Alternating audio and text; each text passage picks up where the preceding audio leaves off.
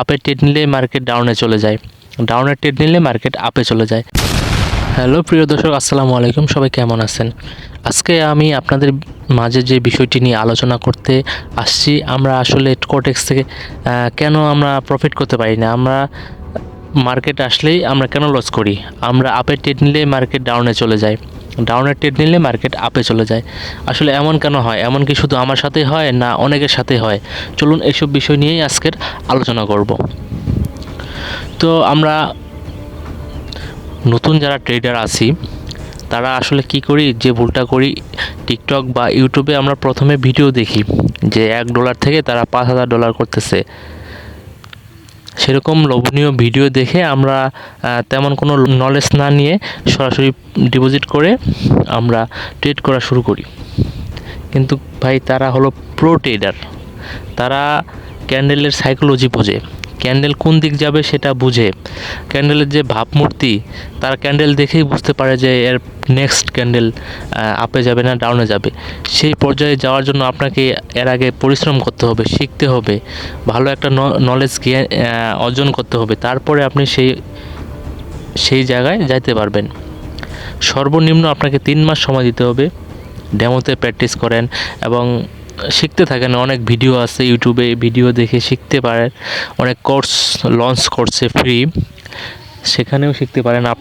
আপনার যদি টাকা হয়ে থাকে তো আপনি কোর্স কিনে শিখতে পারেন, কিন্তু এ না শিখে ডিপোজিট করে আপনি প্রফিট করতে পারবেন না। তো যে ভুলটি করে থাকে সেটা হলো কম ব্যালেন্স নিয়ে মার্কেটে আসা। বিশেষ করে আমরা নতুন, আমরা বর্তমান বেশিরভাগ লসে যাবে আমাদের ট্রেডগুলো, সেই জন্য আমাদের ব্যালেন্সটা রাখা দরকার একটু বেশি, যেন আমরা মার্টিঙ্গেল করতে পারি। আমাদের প্রথম ট্রেড লস গেলে যেন আমরা আবার একটু বেশি ক্যাপিটাল দিয়ে আমরা ট্রেড নিতে পারি, সেরকম অ্যামাউন্ট নিয়ে আমরা মার্কেটে আসা উচিত। আমরা $10 এবং $20 নিয়ে প্রথমে আমরা চলে আসি মার্কেটে, যার কারণে আমরা মার্টিঙ্গেল করার মতো তেমন থাকে না। একটানা 2-3 বার লস গেলে আপনার সাইকোলজি অটোমেটিক নষ্ট হয়ে যায়। তখন মানে সবগুলো ট্রেড হওয়া ট্রেডগুলো তখন আপনি আর বুঝতে পারেন না, মাথা আর কাজ করে না, তখন ইজি ট্রেডগুলো আপনার কাছে কঠিন হয়ে দাঁড়ায়, যার কারণে আপনি ভুলভাল ট্রেড করা শুরু করে দেন। এই ভুলভাল ট্রেড করার কারণে আপনি লস করেন। মানি ম্যানেজমেন্ট ঠিক করে চলেন না, মানি ম্যানেজমেন্ট নিয়ম অনুযায়ী চলেন না। আপনি একটা মানি ম্যানেজমেন্ট শিট নেবেন, আপনার কাছে না থাকলে আমাকে কমেন্ট বক্সে বলবেন, আমি দিয়ে দেবো ফ্রিতে। সেই শিটটা যদি আপনি নেন, আপনার লস করার অনেক কমে যাবে আর কি। কারণ মানি ম্যানেজমেন্টের উপরে যখন আপনি চলবেন, আপনি চাইলেও বেশি ডলার দিয়ে ট্রেড নিতে পারবেন না। মানি ম্যানেজমেন্ট তখন নিয়ম মেনে চলবেন। তাই মানি ম্যানেজমেন্ট শিটটা যদি আপনার প্রয়োজন হয়, আপনি কমেন্ট বক্সে বললেন, আমি আপনাকে এমনিতেই দিয়ে দেব। আর আমরা বেশি লাভের আশায় আমরা ওটিসিতে ট্রেড করি। ওটিসিতে অনেক বেশি প্রফিট দেয়। আপনারা হয়তো বা জানেন না, ওটিসি এমন একটি মার্কেট যেখানে আপনার শিওর শর্ট প্যাটার্ন আপনি ট্রেড নেবেন, সেখানেও আপনাকে লস করাই দেবে। কারণ এটা তাদের অ্যালগোরিদম অনুযায়ী চলে, যার কারণে আপনাকে বেশিরভাগ লস করাই দিবে। তাই আপনারা ওটিসি মার্কেটটাকে অ্যাভয়েড করবেন। নতুন অবস্থায় যখন আপনি বুঝতে পারবেন তখন আপনি ওটিসি মার্কেটে ট্রেড করবেন। তাছাড়া ওটিসি মার্কেটে ট্রেড করবেন না, তাহলে আপনি বিশাল একটা লস করবেন। ওটিসি মার্কেট শনিবার এবং রবিবার বন্ধ থাকে, আপনারা এই 2 দিন ট্রেড করবেন না।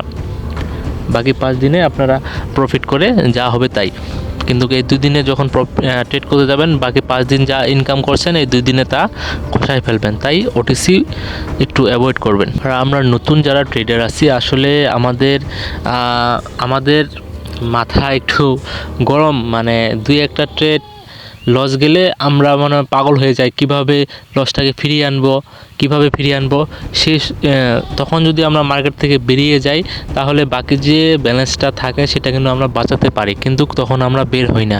আর বের না হয়ে আমরা যে ব্যালেন্সটা থাকে সেটাও আমরা হারিয়ে ফেলি, ভুলভাল ট্রেড নিয়ে। তখন কিন্তু সাইকোলজি আর আপনার কাজ করে না, তখন আপনি ভালোভাবে ট্রেডটাকে বুঝতেও পারেন না, এবং কি ইজি ট্রেডটাকে আপনি লস করে ফেলেন, যার কারণে বেশিরভাগ এই লসটা হয় এখান থেকেই।